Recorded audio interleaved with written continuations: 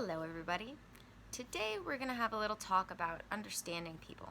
Understanding people from your perspective versus understanding people from their own perspective. And I have a little story that goes with this to give you a little idea of what I'm talking about. I have two friends. One is a picky eater and one is an adventurous eater. And it's not that you can't get this picky eater to try new things, you just have to ease him into new things by starting with things that are,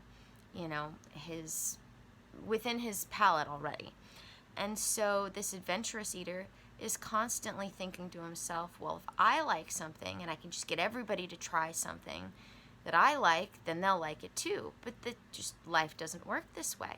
And so because this adventurous eater is constantly thinking from his own perspective rather than thinking about what the picky eater likes, he never is able to get the picky eater to try anything, simply because he's not starting from the right place, the place of what does that person like and what does that person think, rather than what do I like and what do I think. The biggest mistake someone can make is walking into any conversation in any relationship thinking about the situation from their own perspective rather than the other person's perspective when trying to get someone else to do anything. Even if it's, a difficult conversation or, an easy conversation. Whether it's the hard times or just going out to a movie. It's all about, thinking about things from the other person's perspective.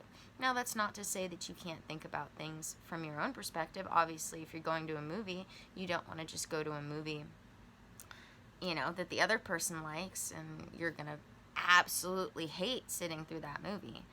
But really, when you want to form a relationship that stands the test of time, those relationships really are founded on being able to think about things from each other's perspective.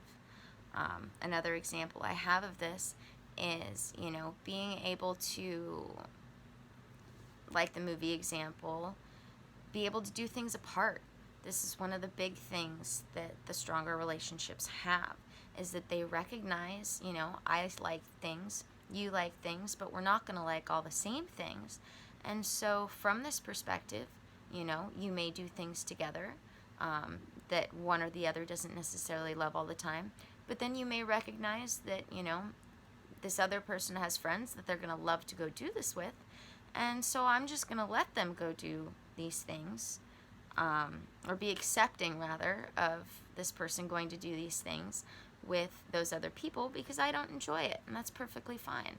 And that's really the best way to go about this, because you're not going to like all of the same things all the time, and that's okay.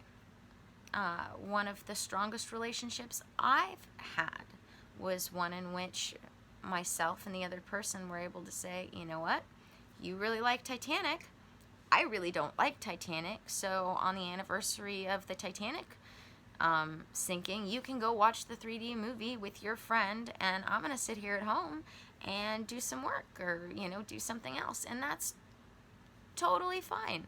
You guys don't have to do everything together all the time. And this all comes back to being able to accept the fact that even if you love someone a lot, that doesn't mean that you have to love everything that they do. And that certainly doesn't mean that you have to love them the way you would love yourself. It's really easy to get stuck in this idea of, well, if this is what I like, then the other person should like it too. And, that's not the case. What makes you comfortable when you're sick might not make the other person comfortable when they're sick.